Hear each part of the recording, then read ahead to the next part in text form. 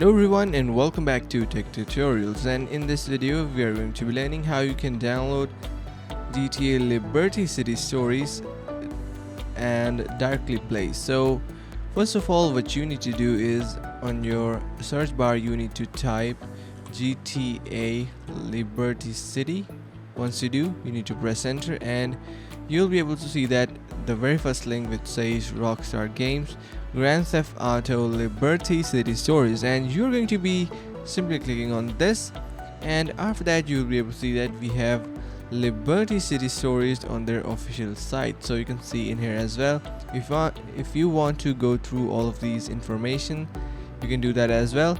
You can see some of its screenshots and all of this information, and after that you're going to be simply dropping down this buy now option, and here you have two options, PS3 or PSP. So let's say if you have PS3, you can simply click on this, and now you will be directed towards your PlayStation section. So you can see we have PlayStation Store, and in here you need to type in here in the search bar for GTA. So let's just type GTA, and you will be able to see that all of the GTA games are being displayed in here. So you have all of them here.